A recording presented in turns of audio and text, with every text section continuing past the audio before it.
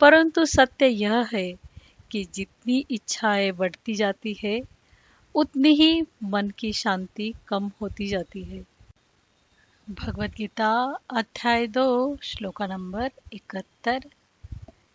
विहाय कामान्य सर्वान् पुमांश्चरति निःस्पृहः निर्ममो निरहंकारः स शांतिम् अधिगच्छति। जो मनुष्य सभी कामनाओं को त्याग कर ममता और अहंकार से रहित होकर बिना किसी स्पृहा के विचरण करता है वह शांति को प्राप्त होता है। अब हम देखते हैं इसका शब्दार्थ क्या है। भगवान ऐसे मनुष्य का वर्णन करते हैं जिसने अपनी इच्छाओं, ममता और अहंकार को त्याग दिया है। विहाय कामान अर्थात सभी कामनाओं का त्याग करना। यहाँ कामनाओं का अर्थ केवल भौतिक सुखों की इच्छा नहीं बल्कि हर प्रकार की चाह से है। निस्पृह का अर्थ है किसी वस्तु के प्रति लालसा न रखना। ऐसा व्यक्ति बाहरी वस्तुओं में सुख नहीं खोजता। निर्मम अर्थात मेरापन की भावना से रहित। हम अक्सर कहते हैं मेरा घर, मेरा धन, मेरा परिवार, यही ममता है। जब यह भावना समाप्त हो जाती है तब मन हल्का हो जाता है।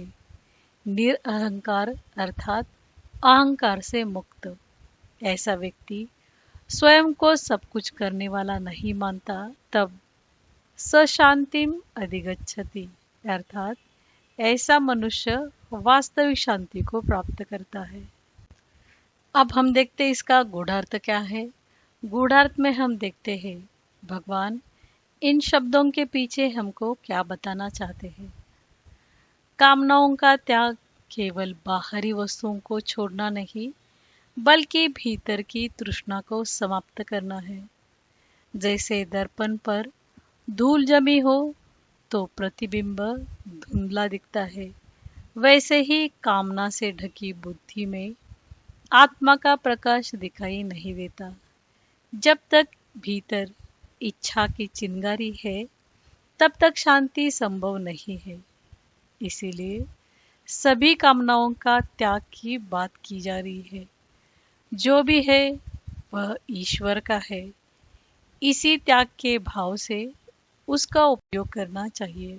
जब मेरा मेरा की ग्रंथि टूटती है तब भीतर से हल्का लगने लगता है। मम और अहम यही संसार के बंधन है। जब अहंकार माने मैं शरीर हूँ, मैं करता हूँ, यह भ्रम टूटता है तब असली मैं माने स्वरूप प्रकट होता है।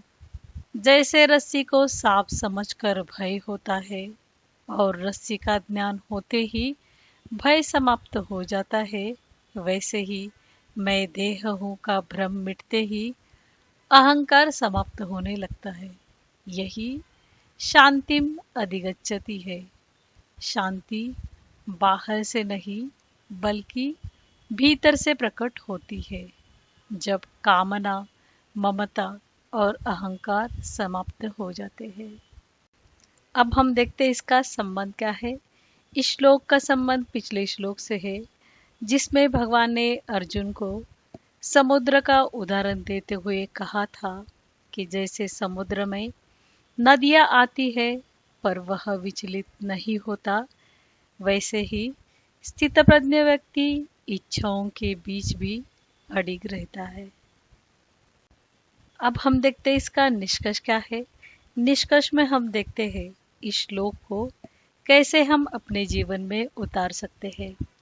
हमारा मन आज बाहरी आकर्षणों में इतना उलझ गया है कि सुबह आँख खुलते ही फोन, नोटिफिकेशंस, रील्स और विज्ञापन हमारे विचारों को अलग अलग दिशाओं में खींचने लगते हैं।